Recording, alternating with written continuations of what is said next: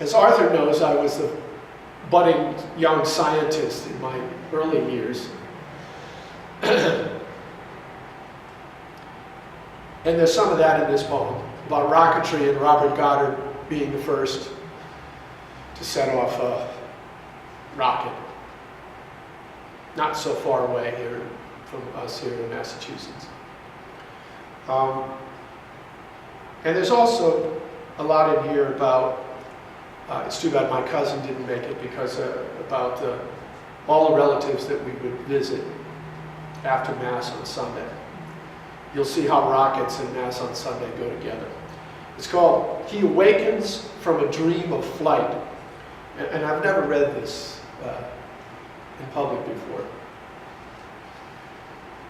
Born 50 miles from Goddard's Auburn site, inhaling oxygen and rocketry alike, I burned to slip the surly bonds of Earth.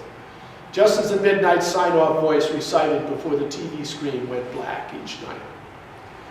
When Sputnik broke the oath, I dreamed of freedom, tumbling above the upper atmosphere, bound to an endless fall to stop at nothing. It beckoned, nothing like my daily life. A 50s kid, I tagged along. Escape, far out of mind, stayed also out of sight. My feet kept to the ground and didn't stray. Each Sunday, after Mass, we made the rounds.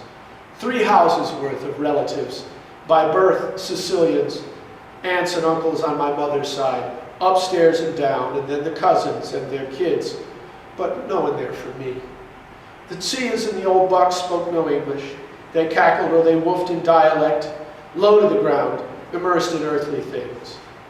I never once, among the endless trays of Svinji and the thumbs of anisette indoors, or out back in the green grape arbors, saw any one of them look up, except to gauge the safety of their places beneath.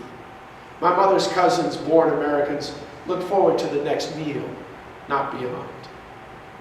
A 9 o'clock Mass got us home by 5. I struggled every week to no avail. Our visit was expected. I was bound. The pull of family gravity too strong. I dreamed escape, but woke obedient. The year that Glenn went orbiting, I left for boarding school. And though I sat back down for visits, never lived at home again. When footsteps marked the moon, I reached majority, and burning with the fuel I carried, lifted into an ever higher arc away, the launching ground of childhood dwindling into a distance which confounded sight. The pull of home relinquishing its sway gradually, with decades left below, until at last as parents dropped away, I found myself adrift in space, alone with the necessities I brought along.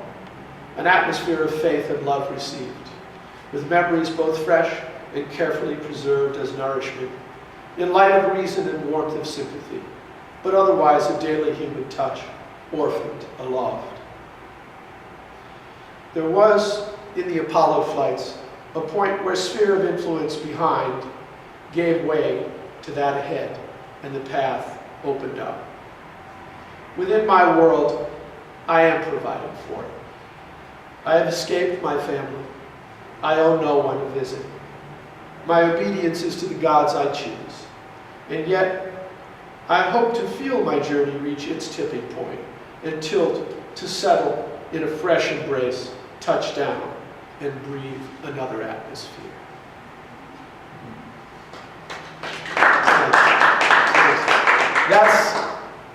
That's about leaving Haverhill.